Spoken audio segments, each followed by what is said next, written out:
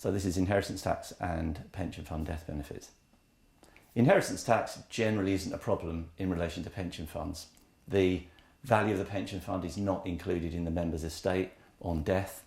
The relevant property regime, which imposes periodic and exit charges, doesn't apply to pension arrangements.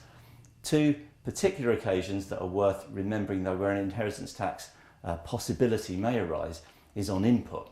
They're picked up with IHT 400, the form that's completed by personal representatives, and the schedule that goes with it in relation to pension death benefits, IHT 409.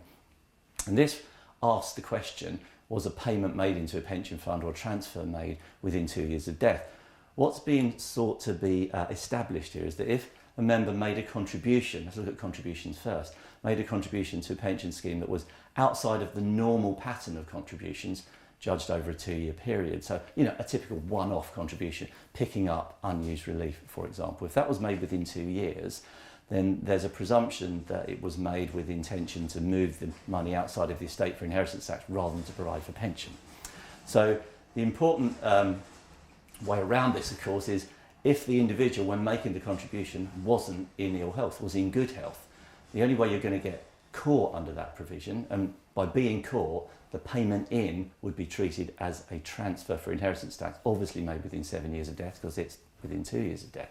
So if you were in serious ill health at the time of making the contribution and knew you were in serious ill health, then that will amount to a transfer of value for inheritance tax, and it will be on your transfer of value clock, as it were. That will effectively eat up, or maybe even use up, the nil rate band available to the rest of the estate on death. So that's something to watch out for.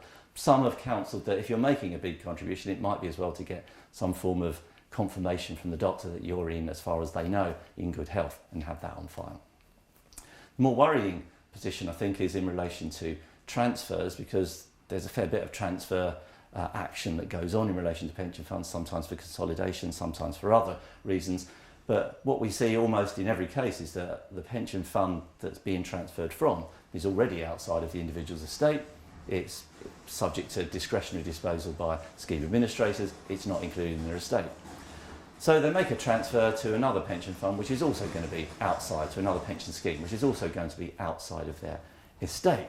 So all good, no transfers being made for inheritance tax, no change in the position. HMRC, however, take a different view, and again, it's picked up in IHT 400 and 409, and that is that what's happening here is you're coming out of one pension scheme, and at that point have the ability to choose another scheme, which could have a provision in it which makes payment of death benefits to your estate, which would then put the pension death benefits in your estate.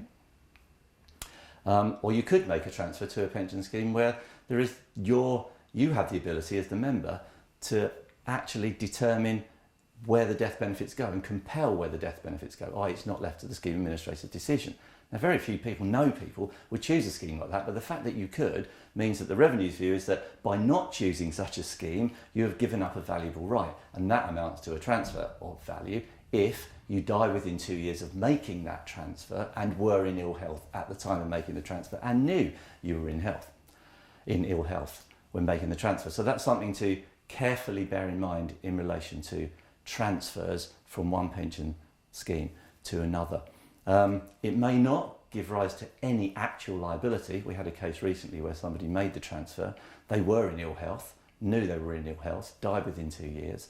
The value being transferred was about £175,000, and the rest of the estate was being left to the spouse. So whilst the nil rate band, or part of it, was used up, it didn't mean any further liability arose on the death of the member. There was less nil rate band to inherit by the surviving spouse, but it didn't give rise to an immediate liability. So it's just that one warning: keep that factor in mind when making transfers of pension arrangements.